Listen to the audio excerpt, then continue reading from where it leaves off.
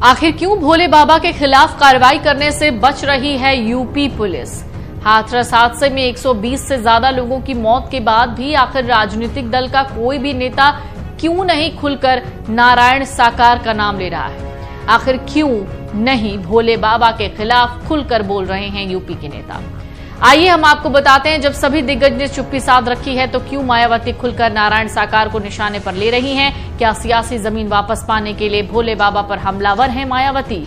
तो आइए आज हम आपको बताते हैं क्या है इसके पीछे की वजह। हाथरस में हुई बड़ी घटना के बाद बहुजन समाज पार्टी एक ऐसी पार्टी है जो खुलकर कथावाचक नारायण साकार की गिरफ्तारी की मांग कर रही है। लगातार सोशल मीडिया पर बहुजन समाज पार्टी की मुखिया मायावती न सिर्फ नारायण साकार को निशाने पर ले रही हैं, बल्कि उसके खिलाफ कड़ी कार्रवाई करके एक बड़े वोट बैंक को साध रही हैं। सियासी गलियारों में चर्चाएं इस बात की हैं कि आखिर मायावती नारायण साकार के खिलाफ खुलकर इस कदर क्यों बोल रही हैं, वो भी तब जब कभी बहुजन समाज पार्टी की सरकार में नारायण साकार की तूती बोलती थी। दरअसल राजनीतिक जानकारों का कहना है मायावती ने नारायण साकार पर हमला कर दलितों को एक बड़ा संदेश देने की कोशिश की है। इस संदेश में बहुजन समाज पार्टी के रणनीतिकार अपना बड़ा सियासी फायदा देख रहे हैं। हाथरस में हुई बड़ी घटना के बाद कथावाचक नारायण साकार को मिली क्लीन चिट के साथ मायावती ने उन पर सीधा हमला शुरू कर दिया। ऐसे में सबसे बड़ा सवाल यह है कि जिन दलितों की मायावती खुद को नेता बताती हैं, वहीं दलित, पिछड़ों और अति पिछड़ों की बड़ी संख्या नारायण साकार की भक्त है। फिर मायावती का ये रुख ऐसा कैसा?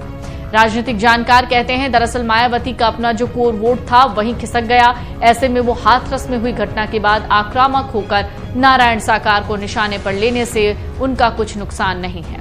दलित, पिछड़े और अति पिछड़े की बड़ी संख्या नारायण साकार की भक्त है। अगर वो मायावती के नारायण साकार को निशाने पर लिए जाने से नाराज भी होती है तो भी मायावती का कोई बड़ा नुकसान होता नहीं दिखता, क्योंकि इस वर्ग का एक बड़ा हिस्सा पहले से ही मायावती से दूर जा चुका है। ऐसे में बहुजन समाज पार्टी के रणनीतिकारों को उम्मीद है कि मायावती की अपील के साथ दलितों, पिछड़ों और अति पिछड़ों का एक बड़ा तबका उनके साथ जुड़ सकता है। बहुजन समाज पार्टी से जुड़े रणनीतिकारों की माने तो सियासी रूप से ये दांव मायावती के लिए कारगर नजर आ रहा है। यही वजह है मायावती खुलकर इस मामले में नारायण साकार को निशाने पर ले रही है। राजनीतिक जानकार कहते हैं ये बात भी सही है कि हाथरस के पूरे घटनाक्रम पर जिस तरह से सियासी दल चुप्पी साधे हैं, उसमें मायावती राजनीतिक तौर पर अपने लिए संजीवनी तलाश रही हैं।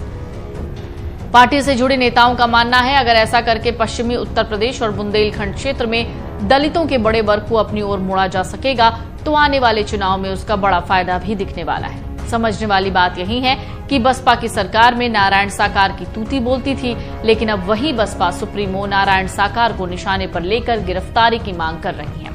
हालांकि बहुजन समाज पार्टी से जुड़े नेताओं का मानना है पार्टी सिर्फ हाथरस मामले से ही नहीं बल्कि अपने जनाधार को पाने के लिए जमीनी रूप से बड़ी मजबूत तैयारी कर रही है। इसके लिए बाकायदा पार्टी में अपने संगठनात्मक ढांचे को मजबूत करने की पूरी तैयारी शुरू कर दी है। दरअसल पार्टी के भीतर भी इस बात को लेकर मंथन हो रहा है कि किस तरीके से उनके वोट बैंक में सेंधमारी हो रही है। अगर ऐसा ही होता रहा तो आने वाले दिनों में बड़े सियासी संकट के दौर से गुजर सकती है बहुजन समाज पार्टी। पार्टी से जुड़े रहे एक वरिष्ठ नेता बताते हैं भारतीय जनता पार्टी के साथ साथ और कांग्रेस ने तो सेंधमारी की ही है, बल्कि पार्टी के लिए बड़ी चिंता लोकसभा सदस्य चंद्रशेखर भी बन रहे हैं। राजनीतिक जानकार कहते हैं दलित राजनीति में जिस तरह से बहुजन समाज पार्टी के सामने चुनौती आ रही है वो निश्चित तौर पर बसपा सुप्रीमो के लिए चिंता की बात तो है। उनका मानना है बहुजन समाज पार्टी अगर अभी भी सदी हुई सियासी रणनीति का कुछ इस्तेमाल करती है तो उसके अपने बचे हुए वोट बैंक को रोक सकती है। बहुजन समाज पार्टी से जुड़े वरिष्ठ नेता कहते हैं उनकी पार्टी ने इसी आधार पर आगे की पूरी रणनीति बनाई है। नारायण साकार और भोले बाबा के कार्यक्रम में मची भगदड़ से हुई 125 मौतों के बाद भी नारायण साकार का नाम कोई राजनीतिक दल खुलकर नहीं ले रहा। मामले में जिस तरीके से एफआईआर हुई, धरपकड़ जारी है, उसमें भी नारायण साकार और भोले बाबा का कोई जिक्र नहीं। दरअसल जानकारों का कहना है नारायण साकार और भोले बाबा के मामले में सियासी दलों के खुलकर ना बोलने के पीछे दलितों की पॉलिटिक्स और पिछड़ों से लेकर अति पिछड़ों के वोटों का मामला सामने आ रहा है। कहा जा रहा है बाबा के भक्तों में सबसे ज्यादा संख्या दलितों समेत पिछड़ों और अति पिछड़ों की है। यही वजह है कोई भी राजनीतिक दल खुलकर बाबा को निशाने पर नहीं ले रहा। दरअसल 2 जुलाई को हाथरस के जिस मुगलगढ़ी इलाके में भगदड़ मची, करीब 125 लोगों की मौत हो गई। वहां पर नारायण साकार का सत्संग चल रहा था। घटना के बाद समूचे देश में नारायण साकार और भोले बाबा के बारे में चर्चाएं शुरू हो गई। राजनीतिक जानकार कहते हैं, कहने को तो बाबा का बड़ा नेटवर्क है और बहुत रसूख भी है। राजनीतिक जानकारों का कहना है, नारायण साकार का वर्चस्व सबसे ज्यादा दलितों, पिछड़ों और अति पिछड़ों में है। इस बात की पूरी जानकारी उत्तर प्रदेश की सभी सियासत करने वाले राजनीतिक दलों को बखूबी पता है।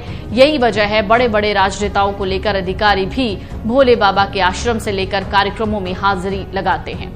राजनीतिक विश्लेषक कहते हैं, सियासी जमीन पर जातिगत समीकरणों के साथ साथ बाबा का बेहद मजबूत कनेक्शन है। जिन जातिगत समीकरणों के आधार पर राजनीतिक दल अपने नफा नुकसान का गणित लगाते हैं, बाबा का सिक्का उन्हीं जातियों में मजबूती से जमा हुआ है। यही वजह है ज्यादातर राजनीतिक दल और राजनेता बाबा की ताकत को पहचान कर चुनाव में उनके साथ खुद को जोड़ते भी थे। राजनीतिक जानकारों का कहना है, बाबा का रसूख भी इतना है कि अगर बाबा अपने अनुयायियों से जो कह दें उसे उनके भक्त बाबा का आदेश मानकर पूरा करते थे। ऐसे में बाबा की अहमियत कितनी महत्वपूर्ण हो जाती है, ये बात जब एक सामान्य व्यक्ति की समझ में आ रही है तो सियासत करने वालों के लिए समझना बिल्कुल मुश्किल नहीं है। बाबा को लेकर जिस तरह से अलग अलग राजनीतिक